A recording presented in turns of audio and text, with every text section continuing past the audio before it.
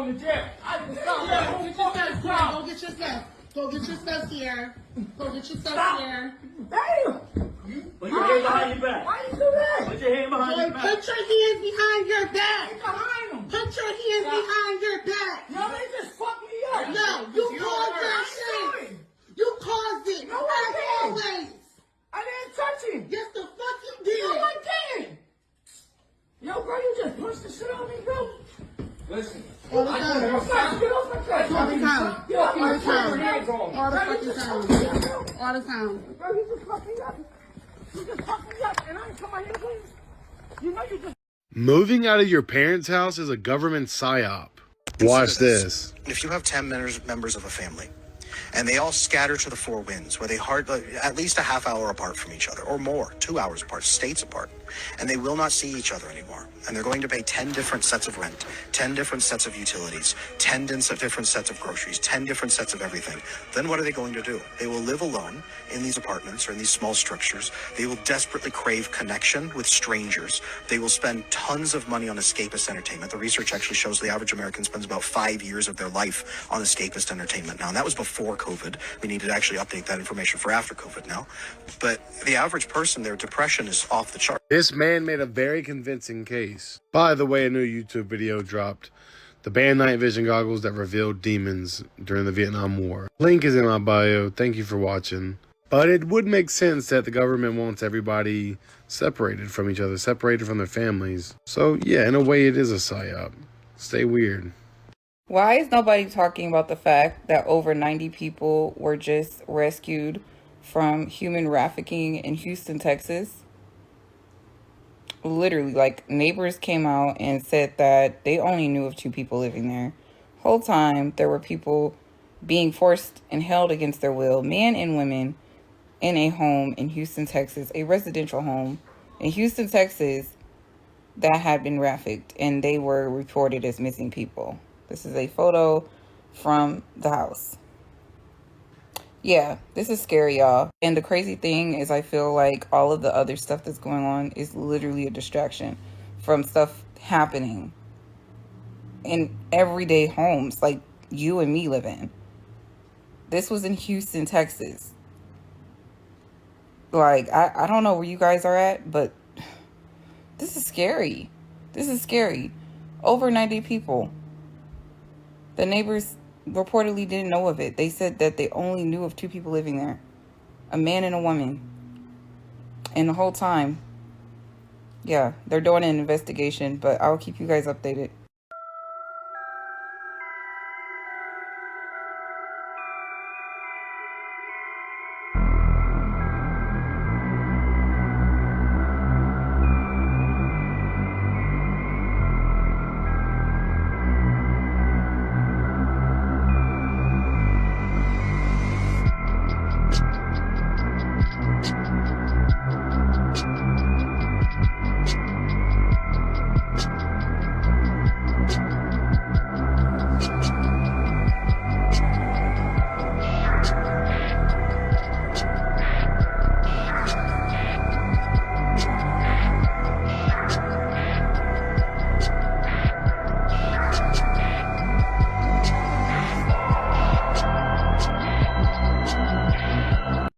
What is this?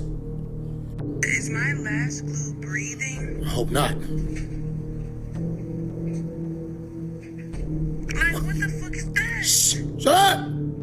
Why is it doing that? I'm What is scared that? to put this shit on my eyes. That was eyelash glue. Why was it moving like that?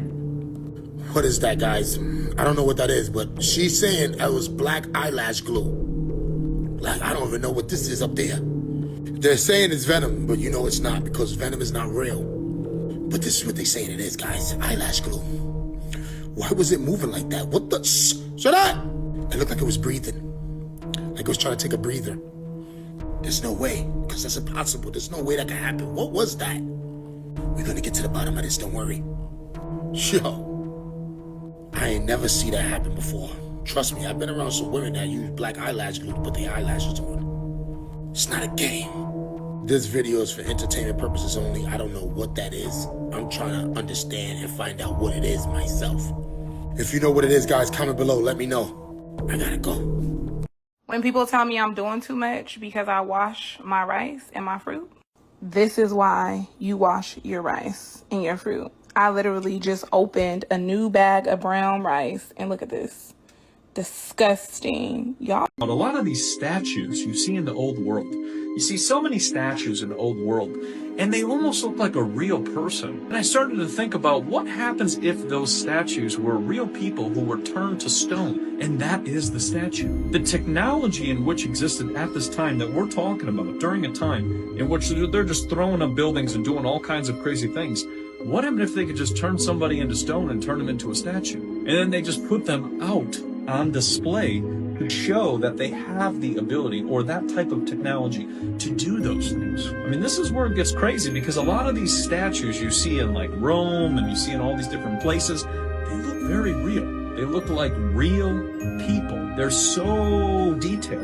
And as people just said below, Medusa, yeah, that's what it makes me think of. Her gaze. Remember, Medusa had a gaze which could turn people to stone. So why couldn't you have a technology which, instead of using art in crafting and a 3D printer and everything else, why couldn't you do it another way? Definitely something to think about. And there it was. The American Diabetes Association was taking money from Dannon, one of the world's largest dairy yogurt producers, Kraft Foods, makers of Velveeta processed cheese, Oscar Mayer processed meats, Lunchables processed kids meals, and Bumblebee Foods, makers of processed canned meats. American Cancer Society was taking money from Tyson, one of the world's largest meat producers, and Yum Brand, owner of Pizza Hut, KFC, and Taco Bell. Susan G. Komen, who's supposed to be fighting breast cancer, was corporate partnering with KFC, Dean Swanson Processed Meats, and Your Play Yogurt. And the American Heart Association was probably the most disturbing of all, taking hundreds of thousands of dollars from the beef industry, poultry, and dairy producers, and millions from fast food and processed food manufacturers. Y'all definitely got to be careful on Indeed. So I had a friend just tell me the story of a woman who, she put in some applications on Indeed or whatever, you know, just do it. She applies to this call center, or so she thought. So she applies, she gets the interview, good. Now they send her the location. This is where things get a little bit iffy. The location is some warehouse. She still has the number that contacted her. She calls to confirm that this is their address. She walks in, she sits down and waits for her interview. There's a man who comes from the back room and he approaches her and says, "Hey, I'm such and such. We've been texting. Come for your interview. Come to the back." She goes in this back room with this man.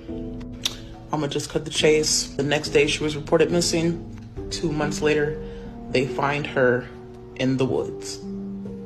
You know what? Y'all, be careful, stay dangerous. Be very mindful of Indeed. The scams are so ridiculous. But not only are they scams, there are unimaginable evils waiting for the opportunity.